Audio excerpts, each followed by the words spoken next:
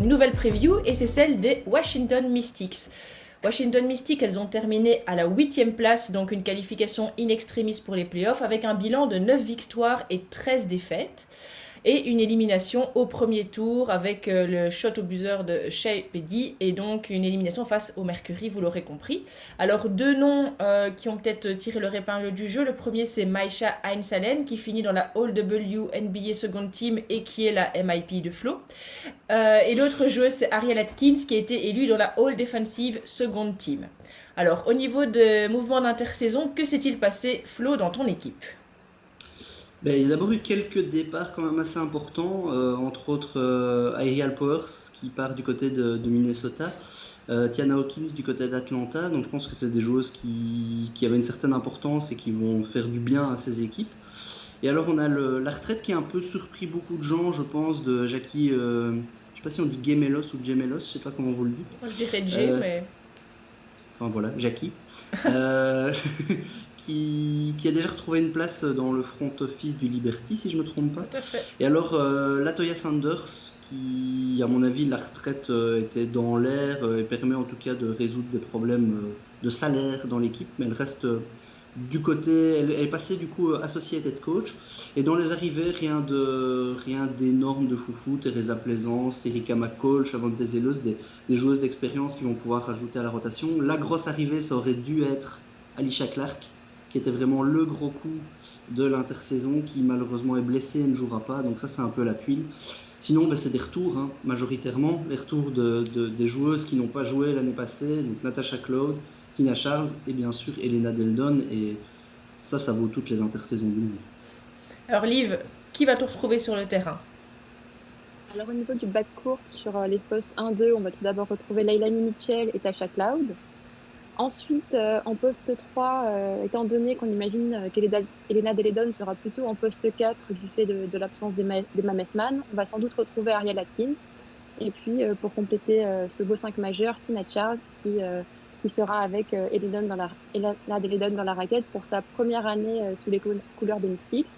Et donc, bien sûr, le point fort de cette équipe, ça va être le front court, ce duo sans doute inarrêtable qui va faire trembler tous les adversaires des Mystics. Et en revanche, le point faible, ce sera sans doute la profondeur, puisque plusieurs joueuses importantes qui auraient pu garnir le banc des Mystics ne seront pas là.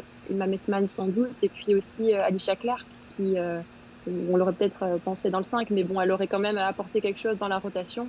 Et voilà, ça fait des absences qui pénaliseront les Mystics au niveau de la profondeur du banc.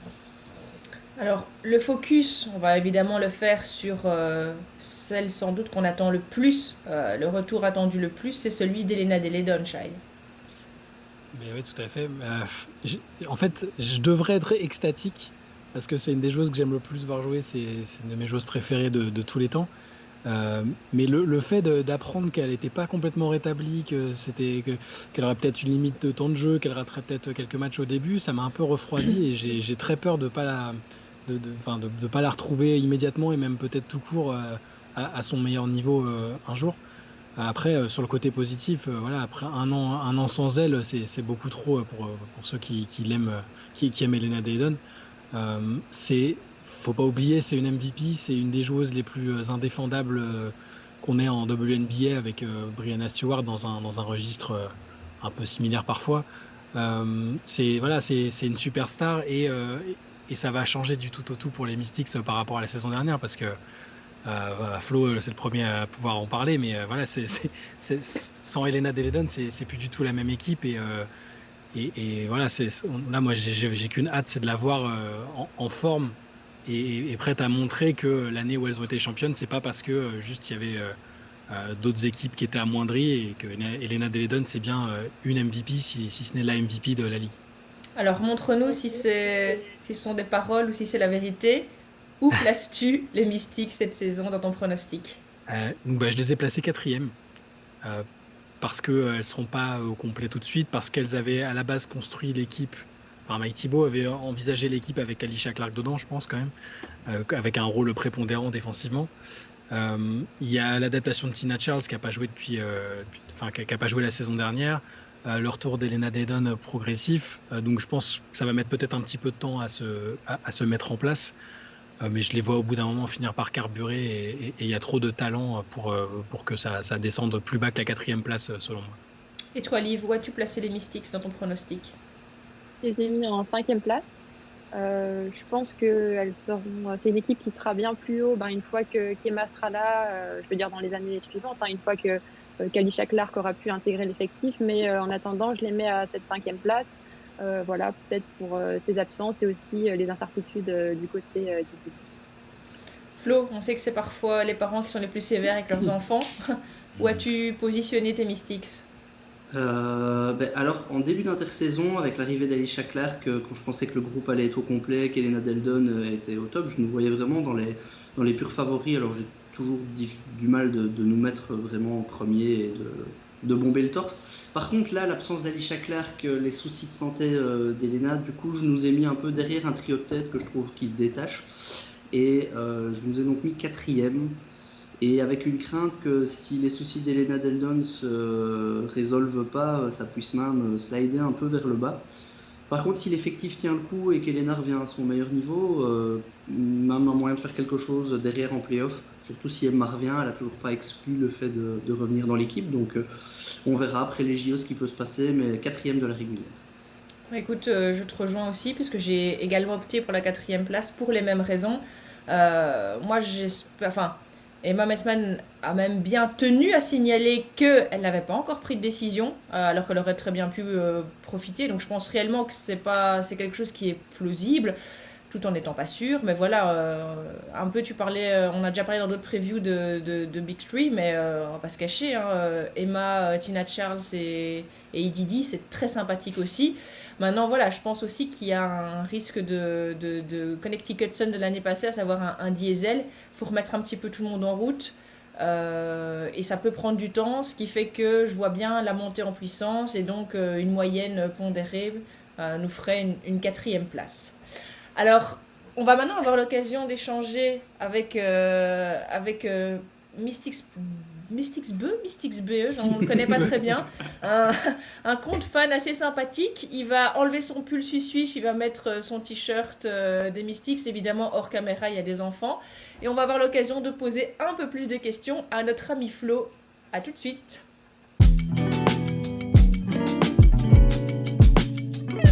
Un invité inédit pour discuter avec nous du Mystics. Vous ne l'avez presque jamais vu, on vient à peine de le découvrir. C'est le petit Florian de Chimay. Bonjour Florian, tes parents sont dans la salle ? Ils sont loin. Ok, ils sont loin.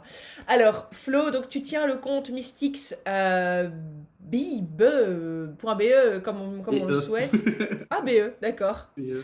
Donc, Mystics BE, qui est le compte des fans de Mystics. Alors, pour une fois, on fait l'inverse. D'habitude, c'est les FR et c'est les Belges qui viennent se greffer. Et ici, c'est le BE, mais les FR peuvent quand même venir et te rejoindre, évidemment. Et donc, on va te poser quelques questions sur ton équipe. Et plus particulièrement, déjà un petit point sur la saison 2020. Comment tu l'as vécu par rapport aux résultats des Mystics ? Un peu une montagne russe émotionnelle l'année passée, parce qu'on démarre avec un effectif qui faisait peur. On récupère Tina Charles, on avait vraiment un effectif de grands malades, donc on se dit c'est bon, back to back, on est parti, tout va bien. Puis Covid, mouvements sociaux, donc on perd la moitié de l'effectif, en gros. Elena Deldon, Tasha Cloud, Latoya Sanders, Tina Charles, je peux presque toutes les dire de tête tellement je les pleurais. Et donc là, il y a un moment, on finit par se dire, mais est-ce qu'on va faire les playoffs ? En fait, c'est pas sûr. Et on avait vraiment un effectif qui n'était pas si fou que ça. Puis la première semaine, elle est complètement folle. On joue super bien, c'est magnifique. Et on se dit, en fait, il va nous gagner le titre sans Elena Deldon. Mike Thibault, il est parti. Et puis, on fait une saison passablement dégueulasse, en fait, derrière. Et où là, c'est vraiment compliqué. On a du mal. Il y a des beaux moments. Il y a Emma qui fait sa saison, mais on ne peut pas demander à Emma d'être Elena, c'est pas son rôle. Et donc, elle avait trouvé en fait au tout début de saison une deuxième scoreuse à côté d'elle, comme elle aime bien avoir, en Aerial Powers, mais qui s'est aussi blessée. Donc il y a un moment, il n'y a plus rien qui va. On fait une défaite dégueulasse à New York, qui est vraiment un traumatisme. Et puis derrière, petit à petit, le fait que la saison est courte, qu'il n'y a que 22 matchs, on en regagne un. Puis tout d'un coup, en fait, on est toujours dans la course. Puis il y a une petite lutte avec Dallas à la fin et hop, on arrive en play-off. Donc à partir de là, même si l'élimination est décevante parce qu'on avait le match en main face à Phoenix, parce qu'il y a ce shoot au buzzer de la joueuse qu'on avait coupée quelques semaines avant, bon, c'est l'ironie du sort. Mais la saison finit par être positive de par le contexte. Sinon, finir 8e et juste en play-off, c'est un peu minimum syndical, mais on va dire que vu les circonstances, c'était pas mal. Et avec qui a permis la découverte d'une joueuse magnifique qui est Maïcha Ensalen, qui avait eu très peu de responsabilités jusque-là. Tout d'un coup, on lui a donné 30 minutes et on s'est rendu compte que quand on lui donne 30 minutes, en fait, elle fait 25 points à dire bon. Et c'était pas un coup juste d'un soir, je vais dire, vu que cette année-ci au BLMA, elle a continué à faire 25 points à dire bon. Donc vraiment une joueuse qui a éclos et on espère que ça puisse continuer. Du coup, quelles sont tes attentes pour la saison 2021 ? Mais comme je l'ai dit dans la première partie de vidéo, j'attendais beaucoup avec Alysha Clark, qui je trouvais était une pièce magnifique à remettre dans l'équipe, qui est une joueuse très très très valuable. Vous savez que j'aime bien les stats, quand on regarde les stats avancées d'Alysha Clark et de ce qu'elle amène dans une équipe, elle a parmi la plus grande efficacité de toute la ligue en fait. C'est vraiment une joueuse incroyable. Donc là, ne pas la voir en sachant que l'équipe avait un peu misé dessus parce que l'équipe s'est dit qu'il pouvait laisser partir Aerial Powers et Tiana Hawkins, c'est aussi parce que tu te disais que tu allais récupérer Alysha Clark et donc elle est plus là. Donc je pense qu'on a toujours un effectif hyper capable. Il y a la question de la santé d'Elena Deldon, on l'a déjà évoqué. Maintenant, si tout le monde est au complet et si tout le monde fonctionne bien, Tina Charles, Elena Deldon, t'as Maïcha Ensalen en rotation, déjà t'as un front court qui défonce tout. T'as un back court, Tasha Claude, Christy Oliver, mon Dieu. Leilani Mitchell. Putain, je m'en remets pas non plus de ça. J'allais te demander pour le backcourt justement parce que voilà, le front court il est ultra violent. Si tout le monde est là, il est ultra violent. Et même s'il y a des absentes, Maïcha Ensalen c'est extrêmement fort. Le backcourt, en admettant que ce soit Leilani Mitchell et Tasha Cloud qu'on n'a pas vu l'année dernière, tu penses que ça le fait?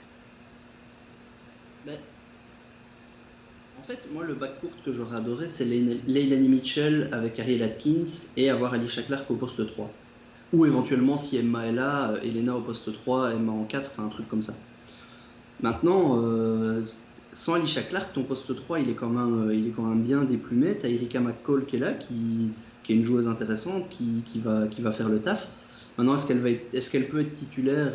Ça, je sais pas trop. Maintenant, ça reste une possibilité, mais j'ai l'impression que le statut... Leilani Mitchell, elle est quand même signée, bon, c'est quand même des critères qui rentrent en jeu, elle est quand même signée un beau salaire, elle a fait une très belle saison, elle pourrait sortir du banc, mais j'ai quand même l'impression que Tasha Cloud et Leilani Mitchell peuvent jouer côte à côte, surtout parce que Ariel Atkins peut prendre le poste 3, qui est un poste qui du coup est devenu un peu faible avec l'absence d'Alysha Clark. Donc voilà, je trouve que ça peut être complémentaire. En plus, on a deux joueuses qui savent porter la balle. On se rappelle qu'en 2019, on avait aussi une configuration comme ça, justement avec Christy Oliver et Tasha Cloud. On avait presque deux meneuses arrière combo, mais qui pouvaient toutes les deux mener, qui d'ailleurs avaient toutes les deux été dans le top 5 passeuses de la ligue. Donc ouais, je pense que c'est une possibilité. Maintenant, c'est vraiment le poste 3 qui est un peu faible. Moi, Kiara Leslie, tout d'un coup, explose cette saison. J'ai bien aimé ce qu'elle avait fait l'année passée. Donc, c'est une petite jeune que j'ai envie de suivre. Alors, en parlant de personnes que tu as envie de suivre, sur quelle joueuse vas-tu particulièrement porter ton focus cette saison ? Le nom évident, c'est évidemment Elena. Ça, c'est le premier point. Elle revient. On espère qu'elle est à son plein potentiel. Maintenant, Shai, on a déjà bien parlé tout à l'heure. Je pense que moi, une joueuse sur laquelle je vais particulièrement avoir l'œil, c'est Ariel Atkins, qui est une joueuse assez discrète, qui a un profil de 3&D que j'adore moi personnellement, parce que c'est une joueuse qui ne demande pas le ballon. Et quand tu lui donnes, elle en fait quelque chose de bien. Elle a gagné en régularité l'année passée, mine de rien, dans la Wobble, discrètement, mais elle a été beaucoup plus régulière dans ses performances. Et donc ici, avec l'absence, on en revient toujours, mais d'Alysha Clark au poste 3, elle va, je pense, avoir de grosses responsabilités.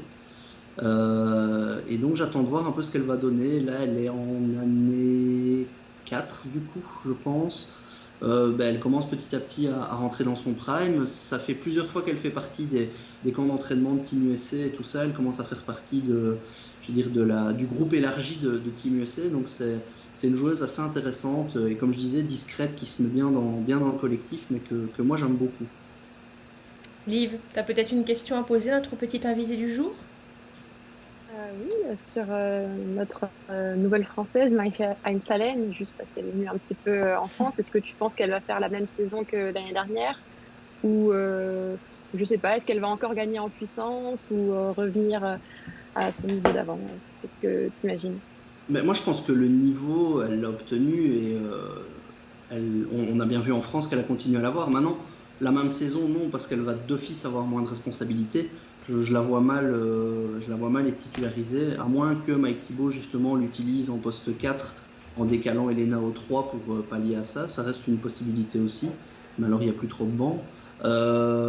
Mais par contre, je pense que dans l'efficacité, oui, elle a montré qu'elle était là, que c'est une joueuse qui sait tout faire. Elle sait mettre des shoots, elle sait aller dans la raquette. Elle n'est pas très grande, mais elle est costaude et très athlétique. Donc je pense que ça, elle va continuer à le faire. Maintenant, elle va plus le faire sur 30 minutes parce qu'elle va sortir du banc. Maintenant, le fait qu'il y ait pas Elena, que Elena va avoir sans doute des minutes restreintes, que Emma n'est pas là en début de saison, va faire qu'en fait, je pense que ça va être la première à sortir du banc dans la raquette. Et donc, à la sortie de l'intersaison, j'avais vraiment l'impression qu'elle allait avoir un rôle hyper amoindri. Je trouvais ça un peu dommage. Et là, je pense qu'elle va au contraire avoir de belles minutes, mais en sortie de banc. Moi, j'ai peut-être une petite question, une dernière pour clôturer sur Tina Charles. Qu'est-ce que tu penses qu'on peut attendre d'elle maintenant? Est-ce que ça va être plutôt la fin des années New York un peu compliquée, ou est-ce qu'on va retrouver la All-Star qui... Tu as quoi comme attente par rapport à Tina?